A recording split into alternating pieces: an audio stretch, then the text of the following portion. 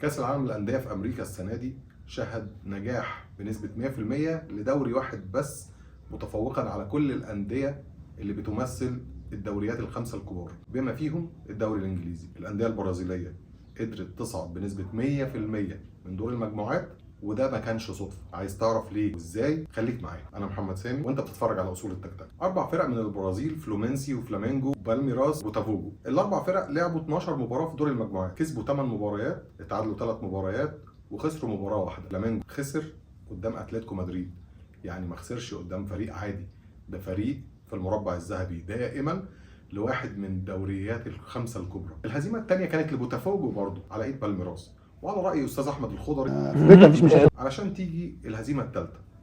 فلامينجو بيواجه بايرن ميونخ علشان يتغلب 4-2.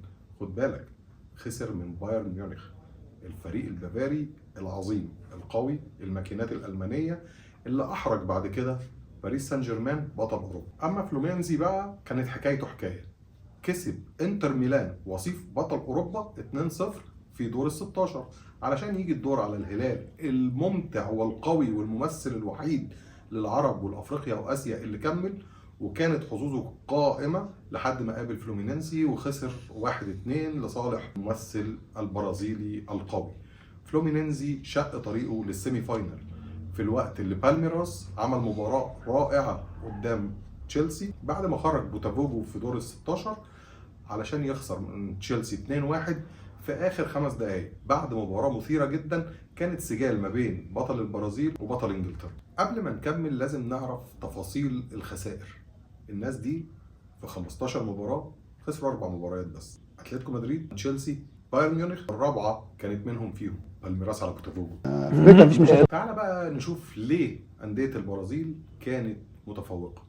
اولا نقدر نقول في عوامل خارجه عن اراده الجميع، وهي المناخ.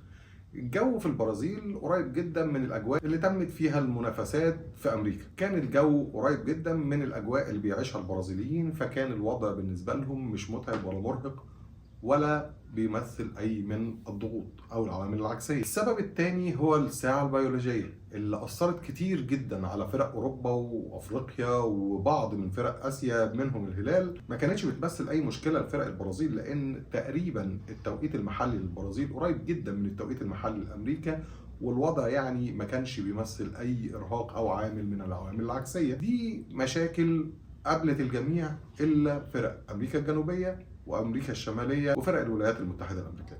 الفرق البرازيليه دايما بتتميز انهم بيمتلكوا عقليه، هي عقليه بقت ذكيه جدا. زمان الكل كان بيتهم الفرق البرازيليه بانهم هجوميا ممتعين، ولكن انضباطيا وتكتيكيا في الدفاع هم مستباحين تماما. الامر اللي خلى مدرسه البرازيل تهتم تماما دلوقتي بالنواحي الانضباطيه في التكتيك، فتلاقي انهم بيقدروا يضيقوا المساحات ويبداوا يكونوا لعيبه متمرسين، بيقدروا يستنزفوا الفريق اللي قدامهم بدنيا. يعني من الاخر كده اتعلموا من كتر اللي اتعمل فيهم، اتعلموا يعملوه في الجميع. هتلاقي كل الفرق الاقوياء اللي كانت بتلاعب الفرق البرازيليه تم استنزافهم في الشوط الاول بدنيا، ومن الشوط الثاني من الدقيقه 60 65 بيبدا البرازيليين يعزفوا الصامبا. الفريق اللي قدامي مرهق، الجو حر، تم استنزافه بدنيا، وانا دلوقتي جه دوري، انا مريح وقدرت استحوذ على الكوره، وانا اصلا بمتلك المهاره والجانب الخططي عندي جيد جدا.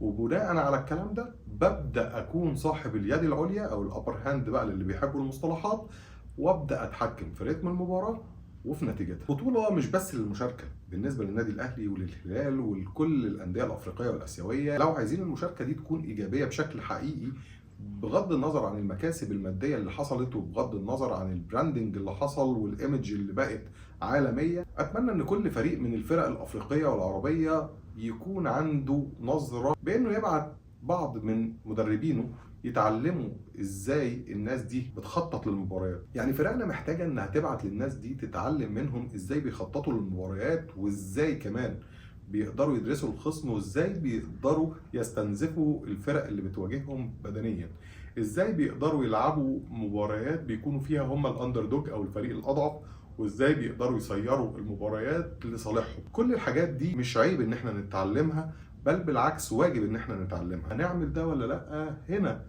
بيكون اجابة السؤال. احنا عايزين المشاركة تكون ايجابية ولا في النهايه اقدر اقول لك ان فلومينينسي مكمل للسيمي فاينل، بيلعب لوحده، بيدافع عن كل القارات الاخرى في مواجهه 3 ممثلين لاوروبا: تشيلسي، باريس سان جيرمان، وريال مدريد. هل فلومينينسي المغامر البرازيلي هيقدر يعمل حاجه ما بين ال3 عمالقه دول؟ انا بعتقد ان وارد جدا.